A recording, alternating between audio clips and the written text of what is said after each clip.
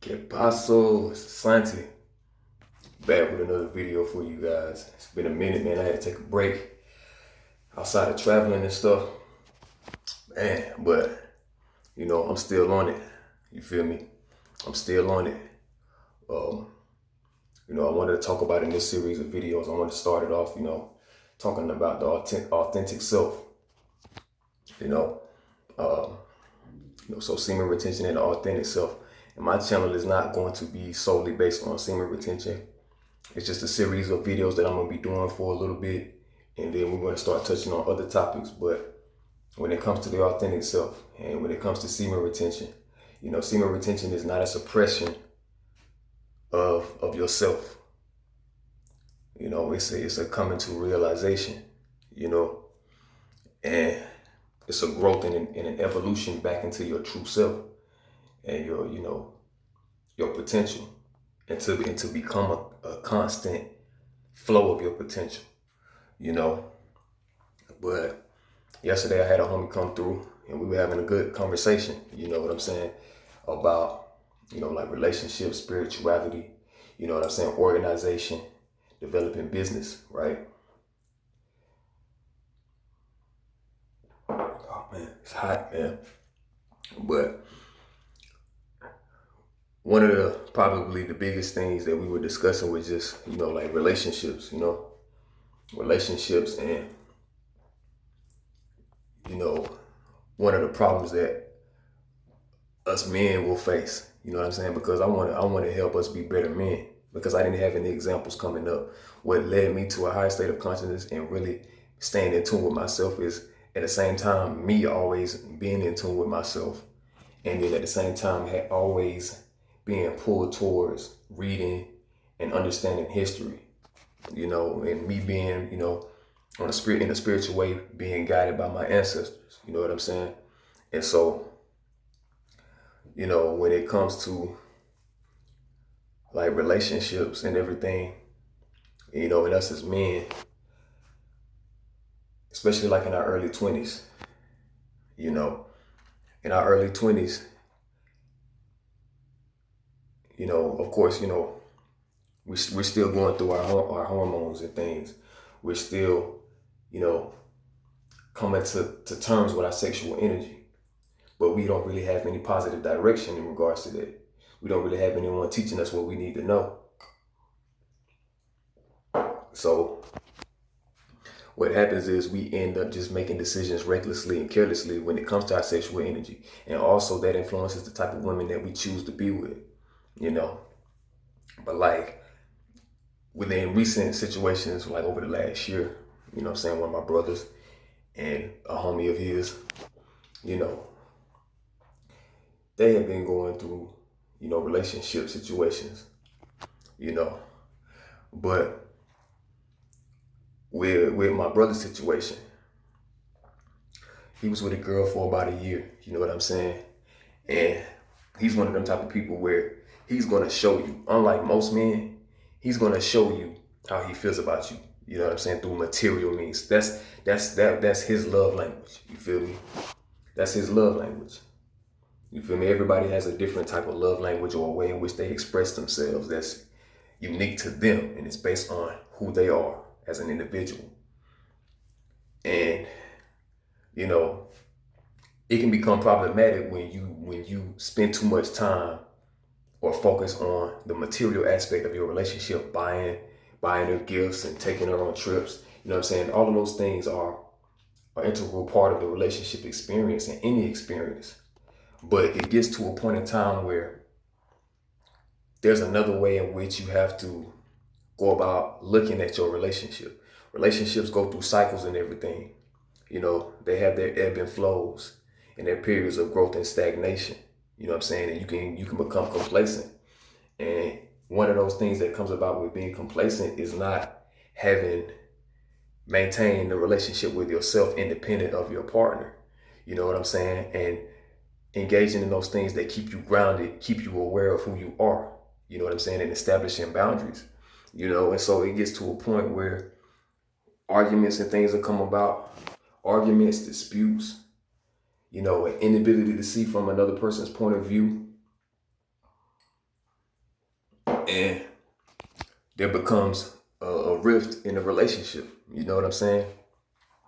And so his girl broke up with him, but she did some things that I really don't agree with. And having my own experience and just recognizing what that means to me based on principles, as soon as I would have seen her do that, I would have cut her off. I would have immediately cut her off, because she did something that is generalized as something that only men do. You know what I'm saying? Oh, only men pursue women for just sex, you know, or just manipulate women sexually. But nobody wants to address the fact that women do that too. And it's not at the fault of a man. It's based on, and it could have been, you know what I'm saying, based on their particular past, but it's always a reflection of oneself, period. You know what I'm saying? So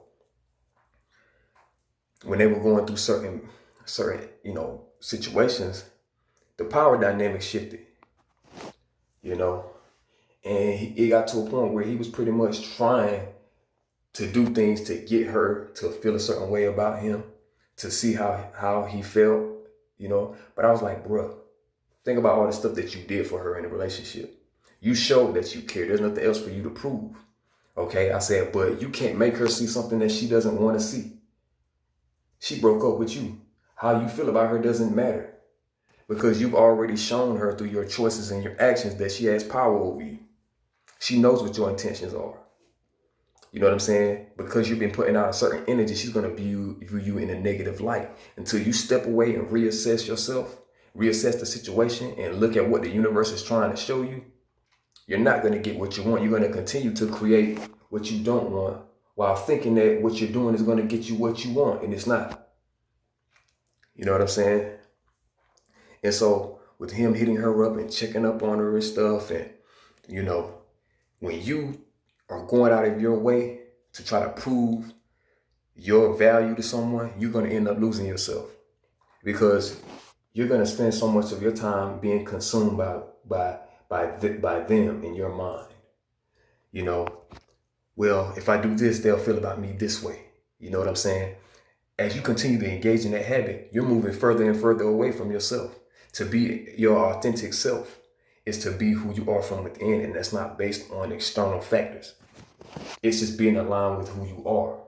You know what I'm saying? As a soul and having a spirit. You know what I'm saying? And this channel is not about religion. You know what I'm saying? Because these things, these concepts of spirit come before religion. They don't come from religion.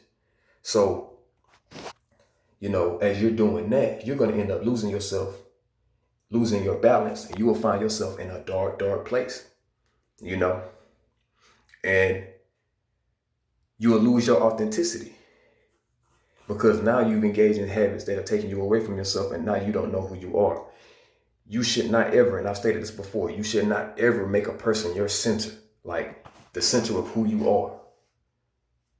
That act in itself is disingenuous. That's false. It's a facade. It's an illusion. You understand what I'm saying? And that's what happens when we get in these relationships with individuals and we lose our balance and we become so consumed by it. You know, authenticity requires you to have self-knowledge. You know, if I'm going to speak on anything on this channel, it's not immature. I'm not putting out immature knowledge. It's much more than your glow. It's much more than that. It's much more than getting caught up in what is deemed a conspiracy theory. You need to have knowledge that is grounded. You need to have grounded knowledge. You need to be studying more than what you just see on YouTube. You need to be doing research. You need to be going back further than that, because some of us are further along in our path than others. Certain things don't faze me anymore. Certain things I've moved past, and I see that they don't really serve any purpose now. You know what I'm saying? Like, you really have to go thoroughly, understand history at its roots, understand things from their root. You know what I'm saying? So when you practice semen retention, like I've said before, you're going back into yourself. You're coming back into your original state as to who you are. You know, and so with the homie that I was having a discussion with, and I'm gonna talk about this in the next videos that come. We were talking about focusing on yourself and redirecting that energy and stepping away from women. And don't let society pressure you into getting married and having kids and being in a relationship. You know what I'm saying? Like you have more time than you realize when you can ground yourself and put your attention to the appropriate things, you know? So yeah, this is part one of semen retention and the authentic self. You know, like I said in the beginning of the video, semen retention is not a suppression of yourself. It's not a suppression. It's a coming into the complete and whole self, working through that negative energy and pretty much healing yourself, healing your body. And so you can see with me, I have my glow, I got my facial hair, I got long hair, you know. Got to keep up with the working out. I had to take a break because I wasn't feeling well. But yeah, man, like it's much more than getting caught up in that glow and this superficial basic knowledge that's being passed around on the internet. You know what I'm saying? Like, yes, a glow comes from it. And there's spiritual and biological implications from that. But I'm getting tired of hearing that. I'm getting tired of talking about that. Let's move forward. Let's move forward and understand what's going on in our realities. And let's keep it going, keep the momentum going. So yeah, that's all I wanted to say in this video. Like, comment, share, subscribe, and I'll holler back at you guys. Love. Salud.